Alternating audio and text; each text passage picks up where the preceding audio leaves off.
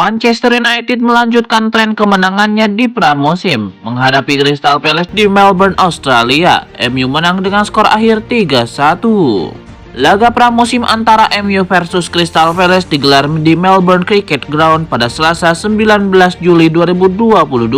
Setan Merah unggul 3 gol lebih dulu dari Anthony Martial, Marcus Rashford, dan Jadon Sancho, yang dibalas Crystal Palace melalui Joel Ward di babak kedua. MU menyudahi pertandingan ini dengan 10 pemain setelah pemain pengganti yaitu Will Fish di kartu merah wasit. Jadon Sancho terpilih menjadi man of the match pertandingan Manchester United versus Crystal Palace versi MRF Football News. Sang pemain benar-benar bersinar di laga ini. Di balik kemenangan tersebut, Jadon Sancho terpilih menjadi man of the match versi MRF Football News. Mengapa demikian? Dipasang di sisi kanan serangan MU, Jadon Sancho benar-benar menjadi ancaman bagi lini pertahanan Crystal Palace. The Eagles bermain dengan rapat di laga ini, namun berkat kecepatannya ia berhasil membuka ruang di lini pertahanan Crystal Palace. Jadon Sancho beberapa kali membuat peluang-peluang berbahaya, sehingga ia benar-benar bersinar di laga ini. Permainan apik Jadon Sancho disempurnakan dengan keberhasilannya mencetak gol di laga ini. Ia mencetak gol ketiga Manchester United di menit 58. Dalam proses serangan balik, ia menerima umpan terobosan dari Marcus Rashford.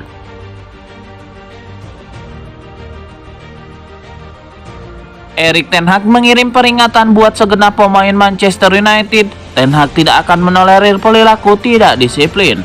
Ten Hag ditunjuk sebagai manajer permanen MU mulai musim 2022-2023. Manajer berusia 52 tahun itu dituntut untuk membuat Setan Merah kompetitif lagi, menyusul hasil super mengecewakan di musim lalu usai finish ke-6 di Premier League dengan rekor poin terendah. Erik ten Hag mulai membangun MU yang baru dengan mendatangkan sederet pemain dengan seperti Tyler Malacia, Christian Eriksen, dan Lisandro Martinez. Erik ten Hag meyakini bahwa disiplin tinggi merupakan salah satu kunci sukses untuk meraih gelar juara. Ten Hag akan menerapkan disiplin tinggi kepada para pemain Manchester United. Saya kira salah satu perkara ketika Anda ingin mendapatkan kemenangan adalah Anda membutuhkan sebuah tim. Itu soal organisasi, kerjasama, Anda memerlukan kedisiplinan.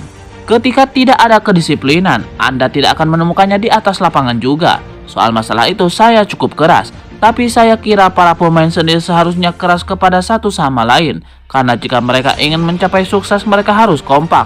Kadang-kadang memang ada kebutuhan untuk melakukan pembetulan. Saya punya standar-standar tinggi karena Anda itu di sini. Anda bermain untuk MU. Maka Anda harus membawanya setiap hari di atas lapangan. Itulah ekspektasi yang saya punya. Lugas Erik ten Hag. Fans Manchester United menjadikan kapten mereka Harry Maguire sebagai target utama cemoohan dalam laga pramusim melawan Crystal Palace. Bek internasional Inggris itu dicemooh oleh mayoritas pendukung Setan Merah yang memadati pertandingan di Melbourne Cricket Ground, Australia pada Selasa 19 Juli. Bahkan ejekan sudah terdengar saat penyiar stadion membacakan nama Harry Maguire saat pengumuman susunan pemain inti kedua kesebelasan yang akan bertanding. Maguire memulai pertandingan di uji coba pramusim itu dengan performa yang goyah saat terdengar cemoohan di tribun dan akhirnya sampai ia membuat hilang fokus mengoper bola keluar lapangan di menit pertama. Namun manajer Erik ten Hag masih menaruh kepercayaan kepada pemain berusia 29 tahun itu untuk terus menjadi kapten tim di musim mendatang. Manajer asal Belanda itu mendukung Harry Maguire untuk bangkit kembali dari tahun yang sulit, meski juga tidak menjamin posisi inti baginya karena ada persaingan ketat dari para pemain lain. Rencana Manchester United untuk mendatangkan Moussa Dembele mendapatkan kendala baru. Rival mereka Arsenal dilaporkan juga tertarik untuk meminang penyerang Lyon tersebut. Laporan media Vote menyebutkan bahwa MU punya pesaing untuk transfer ini. Mereka harus bersaing dengan Arsenal untuk jasa sang striker. Arsenal dilaporkan tidak sekedar wacana dalam upaya merekrut Dembele. Mereka sudah menghubungi pihak Lyon. Mereka mengutarakan keinginan merekrut sang striker. Proses ini masih di tahap awal, namun Arsenal cukup optimistis bisa mendatangkan penyerang berpaspor Prancis tersebut. Lyon sendiri dilaporkan sudah siap berpisah dengan Dembele di musim depan karena mereka butuh tambahan dana usai gagal lolos ke Eropa. Les Gones membandrolnya di angka 30 juta euro, jadi mereka berharap sang striker bisa cepat laku. Ada informasi terkait duel MU melawan Crystal Palace. Dua pemain mereka, James Garner dan Rafael Varane, tidak bisa turun bermain di laga ini. Untuk Rafael Varane, Manchester United mengkonfirmasi bahwa sang bek absen karena cedera. Ia mendapatkan cedera itu saat melawan Liverpool. Itulah mengapa ia absen saat melawan Melbourne Victory. Ten Hag menyebut cedera sang bek tidaklah parah. Ia menyebut sang bek berpotensi comeback dalam waktu dekat ini. Sementara untuk James Garner, ia mengalami cedera sejak awal pramusim Manchester United, namun ia tetap dibawa ke Australia karena Ten Hag menilai cedera sang gelandang tidak terlalu parah. Dan ia mengkonfirmasi bahwa Garner sudah dekat untuk comeback. Jadi ia kemungkinan besar akan comeback di pertandingan berikutnya melawan Aston Villa. Manajer Manchester United Erik ten Hag menjawab keraguan sejumlah pihak terhadap Lisandro Martinez. Ia mengakui Lisandro Martinez tidak terlalu tinggi, namun ia yakin Martinez bisa sukses di Inggris. Meski tidak memiliki postur tubuh yang tinggi, Erik ten Hag menyebut sang bek punya kemampuan duel udara yang bagus, jadi itu bisa menutupi kekurangan tinggi badannya tersebut.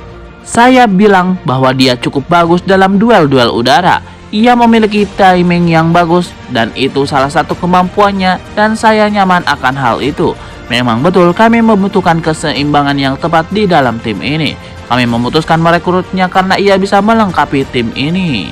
Lebih lanjut, Erik ten Hag menyebut bahwa ia sudah menimbang matang-matang perekrutan Lisandro Martinez. Ia menyebut sang bek punya profil yang tepat untuk kebutuhan MU saat ini. Martinez sendiri dikonfirmasi tidak bisa ikut pramusim MU ke Australia karena ia masih mengurus izin kerja di Inggris. Sang bek dilaporkan akan bergabung dengan skuad Manchester United saat Manchester United berlaga di Norwegia pekan depan.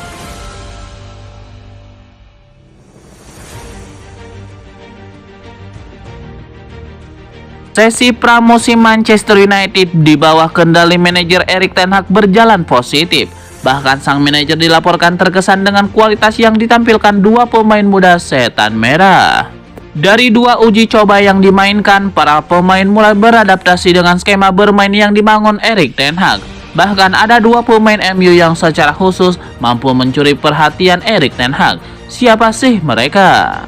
Menurut The Telegraph, Erik ten Hag kesemsem oleh aksi yang ditampilkan dua wonderkid yakni Zidane Iqbal dan Charlie Savage. Selama pramusim, keduanya baru berusia 19 tahun.